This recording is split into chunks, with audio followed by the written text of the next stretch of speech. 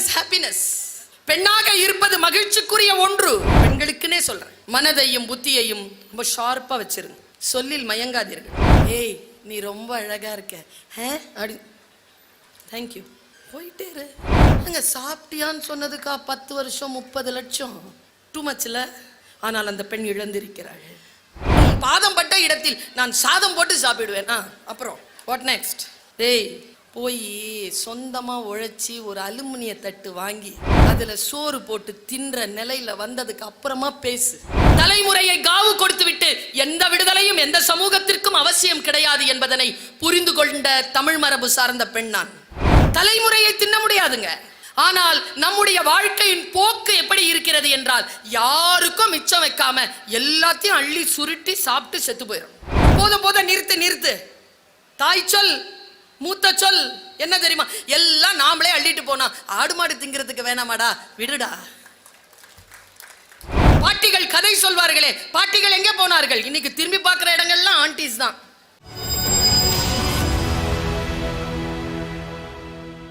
Being a woman is happiness. பெண்ணாக இருப்பது மகிழ்ச்சிக்குரிய ஒன்று.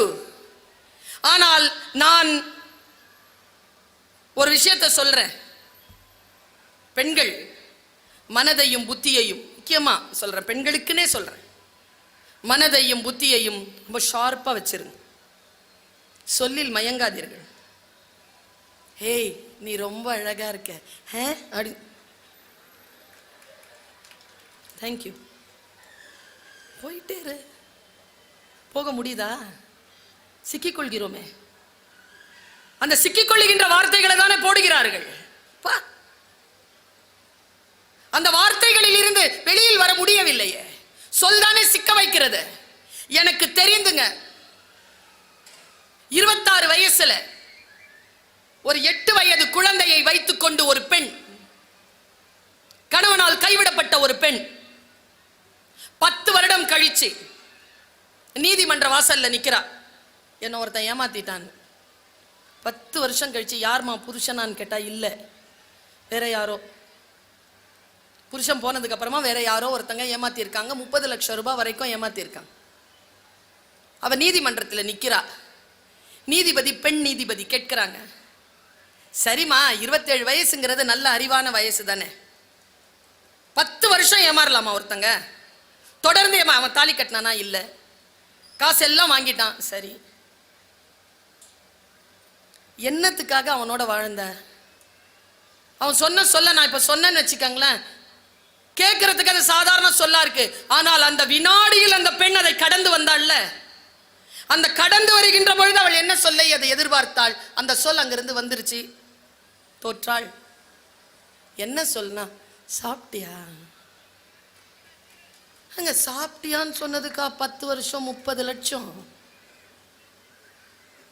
டூ மச்ல. ஆனால் அந்த பெண் இழந்திருக்கிறாள். எந்த இடத்தில் ஒரு பெண்ணினுடைய மனம் கீழே, உன் பாதம் பட்ட இடத்தில் நான் சாதம் போட்டு சாப்பிடுவேன். அப்புறம் வாட் நெக்ஸ்ட்? டேய் போய் சொந்தமா உழைச்சி ஒரு அலுமினிய தட்டு வாங்கி அதுல சோறு போட்டு தின்ற நிலையில வந்ததுக்கு அப்புறமா பேசு. ஒரு பறவை கூட, பெண் பறவையை கூட வேண்டும் என்றால் ஆண் பறவை கூடு கட்டிவிட்டு தான் பெண் பறவையிடம் வரும். இந்த சமூகத்திற்கு நாம் சொல்லித் தரணுமா இல்லையா? பெண்களை சுரண்டக்கூடாது என்று சொல்லித் தரணுமா இல்லையா? தலைமுறை எவ்வளவு முக்கியமானது. நான் ஒரு சொல்றேன் உங்களுக்கு இன்னைக்கு. நம் தலைமுறை ஏன் காக்கப்பட வேண்டும் என்பதற்காக சொல்லுகிறேன். ஒரு பெரிய தலைமுறை இங்க நிக்குது இல்ல, நம்ம எல்லாருமே இந்த புத்தக திருவிழா, நான், நீங்கள், இந்த காவல்துறை அதிகாரி எல்லாம் யாருக்காக தெரியுமா? நம் தலைமுறைக்காகத்தான். அந்த தலைமுறை காக்கப்பட வேண்டும் என்பதற்காகத்தான் எல்லாம். மண் விடுதலை கூட தலைமுறையின் விடுதலைக்காகத்தான் மண் விடுதலை, தலைமுறையின் விடுதலைக்காகத்தான் பெண் விடுதலை. தலைமுறையை காவு கொடுத்து விட்டு எந்த விடுதலையும் எந்த சமூகத்திற்கும் அவசியம் கிடையாது என்பதனை புரிந்து கொண்ட தமிழ் மரபு சார்ந்த பெண் நான். தலைமுறையை எப்படி காப்பாத்துறது பாருங்க. சமீபத்தில் ஒரு கேப்ஷனோட ஒரு 30 செகண்டுங்க ஒரு ரீல் பார்த்தேன். 30 செகண்ட். என் வாழ்க்கையில நான் அந்த மாதிரி நான் ஒரு விஷயத்தை, ஒரு பரவசத்தை நான் அனுபவிச்சதே கிடையாதுங்க. இயற்கையின் மீது ஆர்வம் கொண்ட பெண் நான். பாரதியினுடைய இந்த பாட்டு கேட்கும் போதெல்லாம் மனசெல்லாம் நடுங்கிறோம். எப்பவுமே காக்கை குருவி எங்கள் ஜாதி, நீள் கடலும் மலையும் எங்கள் கூட்டம், நோக்கும் திசையெல்லாம் நாமன்றி வேறு இல்லை, நோக்க நோக்க களியாட்டம். என்ன வார்த்தை அது? கொஞ்சம் யோசிச்சு பாருங்க. நீள் கடலும் மலையும் எங்கள் கூட்டம், நோக்கும் திசையெல்லாம் நாம் அன்றி வேறு இல்லை. தமிழ் மரபு. நான் ஒரு ரீல்ஸ் பார்க்கிறேன், 30 செகண்ட். ஒரு தேர்ந்த யாரோ ஒரு சுற்றுச்சூழல் நேசிக்கின்ற ஒரு மனிதன், ஒரு ஆறு ஓடிட்டு இருக்கு, அந்த ஆறுல கடந்து போறான். ஒரு சின்ன பாறை, அந்த பாறையில உட்காந்துட்டான். அவனை இன்னொருத்தன் கேமரா பிடிச்சிட்டு இருக்கான். இந்த நாடு இல்ல, வெளிநாடு. பிடிச்சிட்டு இருக்கான். அந்த பாறையில உட்காந்து 30 செகண்ட்ஸ் ரீலுங்க. எத்தனையோ விஷயங்கள், சொல்ல முடியாத விஷயங்கள் அந்த 30 செகண்ட்ல அவன் சொல்லிட்டாங்க. நான் இளைஞர்களையும் பெண்களையும் ஆண்களையும் பார்த்து கேட்கிறேன், உங்கள் கையில் ஒரு ஆயுதம் இருந்தால் அந்த ஆயுதத்தை எப்படி பயன்படுத்துவது என்பதற்கு இந்த ரீல்ஸ் நான் சொல்றேன். இன்னைக்கு தனி மனிதர்கள் கிட்ட வந்துருச்சு இல்ல சோசியல் மீடியா. நாம் எவ்வளவு பொறுப்புடன் இருக்க வேண்டும் என்பதற்காக நான் இதை சொல்கிறேன். அந்த பாறையில உட்கார்றாங்க. அவனுடைய பேக் பேக் எடுத்து, அந்த பேக் பேக்ல இருந்து நிறைய ஏதோ ஒன்று எடுத்தான் பாருங்க, அவ்வளவும் இலை. அந்த இலையை அவன் பின்றாங்க. பின்னி ஒரு போர்வையா போத்திக்கிட்டு நடுவில் ஒரு கேமரா வச்சுட்டு அப்படி உட்கார்றான். அவன் கேமரா நேரா ஒரு மரம் இருக்கு, தண்ணி நிலம் இருக்கு, அங்க போகுது. அதை வெளியில இருந்து ஒருத்தன் போட்டோ பிடிச்சிட்டு இருக்கான், கேமரா பிடிச்சிட்டு இருக்கான். ஒன்றும் இல்லை. என்ன காட்சி தெரியுமா சார்? ஒரு பறவை, பெரிய பறவை, எங்கிருந்தோ பறந்து வந்து அந்த மரத்தில் உட்காந்துருச்சு. மறுபடியும் பறக்குது, தண்ணி கிட்ட வருது, மறுபடியும் திரும்பி போகுது, மறுபடியும் வருது, மறுபடியும் 3-4 வாட்டி வருது போகுது, வருது போகுது. எவ்வளோ நேரத்துக்கு அவன் இருக்கிறான்னு தெரியல. அங்கே 3-4 வாட்டி நமக்கு காட்டுறான். வந்துட்டு அடுத்த கடைசியாக வந்து என்ன பண்ணுச்சு, அந்த தண்ணியில் அப்படி முங்கி வாயிலேருந்து ஒன்று எடுத்துச்சு பாருங்க, இவ்வளோ பெரிய மீன். நேராக எடுத்துட்டு போய் கிளையில் உட்காந்து வாயில இருந்து காலுக்கு கவிர்ச்சிங்க. காலில் அந்த மீன் துடிக்குது, அந்த வால் துடிக்குது, அந்த கண் இப்படி தானே இருக்கும் அதுக்கு, இந்த ஓரக்கண்ணில் அதை பார்க்குது. காலை ஏதோ இப்படி பண்ணுது, இப்படி பார்க்குது, மறுபடியும் கொத்த போகுது, மறுபடியும் இப்படி பார்க்குது, மறுபடியும் என்ன பண்ணுச்சு, வாயில் அதை எடுத்துருச்சு. எடுத்துட்டு நேராக பறந்து வந்து அதே இடத்துல போட்டுருச்சு. இவ்வளோதான் காட்சி. அந்த ஆளில் அந்த கேமரா வச்சிருந்த ஆள் அப்படியே அதை அப்படியே கொண்டு போய் தண்ணிக்குள்ளே இறக்குறான். அந்த மீன் உள்ளே போச்சா, உள்ளே போய் இப்படி மீன் நீந்தி வந்ததா, நடுவில் தடுமாறிச்சா, தடுமாறிட்டு அப்படியே நீந்து வந்த மீன் ஒரு 10 செகண்ட் இருக்கும்.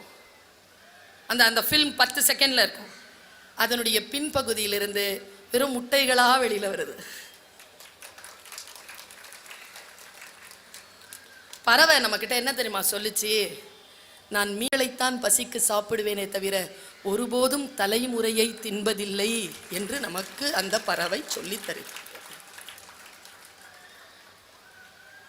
தலைமுறையை தின்ன முடியாதுங்க.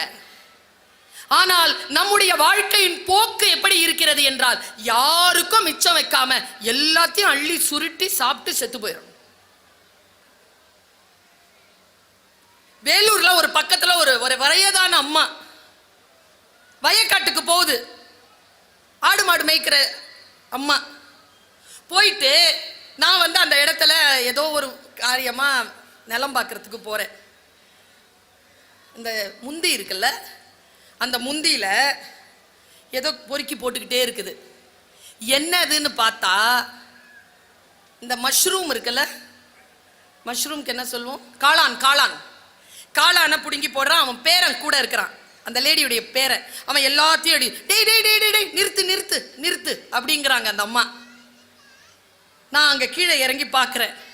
உனக்கு வேணுமா தாயி அப்படின்னு சொல்லிட்டு கொஞ்சம் எடுத்து, அந்த நீளமாக இருக்கு, ஒரு கொண்ட மாதிரி இருக்கு, ருசியாக இருக்கும், சமைச்சு சாப்பிட்டா போட்டு அந்த பையன் கிட்ட சொல்கிறோம், போதும் போதும் நிறுத்து நிறுத்து, தாய் சொல் மூத்த சொல் என்ன தெரியுமா, எல்லாம் நாமளே அள்ளிட்டு போனா ஆடு மாடு திங்கிறதுக்கு வேணாமாடா, விடுடா.